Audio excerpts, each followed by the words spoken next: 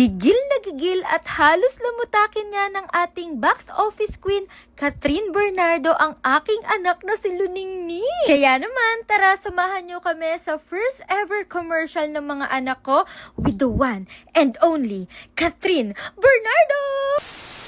Sino ba namang mag-aakala na sa simpleng pagbablog namin ng mga anak ko ay madidiscover sila at makakasama nila ang isang Miss Catherine Bernardo sa isang commercial shoot. December 2024 ay dumating nga ang biggest break na hindi naman inaasahan ng SP family. Dahil ang anak kong si Luningning at malditang Zoe ay makakasama nga po sa isang commercial shoot. Maaga nga yung call time namin around 6 AM and ang syahala, nakakaloka, may sariling tent po si Luningning at si Zoe. Ganto pala yung itsura ng tent ng mga artista, guys. As in, binild or tinayo lang yan 30 minutes ago tapos may aircon na yan. But anyways, kasama natin ang SP team at si Ate Kyle. Anyways, ang kasama pala natin dito sa shoot ay si Sir Alvin ng Tropang L and maraming salamat, sir. First thing first, dahil nga nasa bagong environment itong mga anak ko is nag-familiarize muna sila, nag-amoy-amoy ng toys, nakipag-socialize sila sa mga staff, sa mga cameraman, kila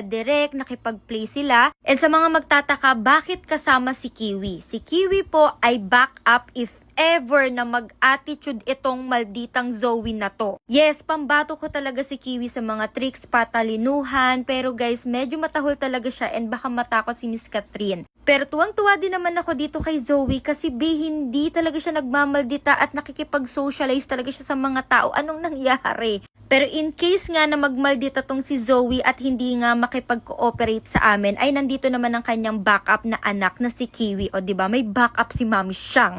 Around 9 AM is nagsimula na kaming mag-solo shoot dito kay Luningning. Dito guys, sobrang basic lang naman ang gagawin ni Luningning. Kailangan niya lang magpa-cute, kailangan niya lang tumingin sa camera, magtahol-tahol at magmukhang happy. And sobrang bilis lang talaga ng shoot kay Luningning. Kasi si Luningning ay talagang pinanganak na artista, born to be star, ganon. And nakakaloka, sobrang bilis ng pangyayari. Biglang pumasok si Miss Catherine, nakipag-play siya sa mga anak ko kasi kailangan makapag-socialize sila para makapag-work sila together ng mas maayos. And naloloka ako dito kay Zoe, hindi man lang siya tumahol kahit isang beses. And pagdating naman dito kay Luningning, ay tuwang-tuwa talaga si Miss Catherine Bernardo sa kanya kasi sobrang bilis lang ng shoot nila. And totoo nga yung kasabihan na aamoy talaga ng mga dogs kapag mabuting tao talaga yung kaharap nila kasi kitang-kita nyo pinanggigigilan, talagang nilalamutak ni Miss Catherine pero hindi sila nagagalit, as in sobrang chill lang sila. At etong bidabidang Luningning na to, pag sinabi talagang turn around, ay turn around siya. Pag sinabi ni Miss Catherine, mag-high five, mag-high five yan, magle-lay down yan,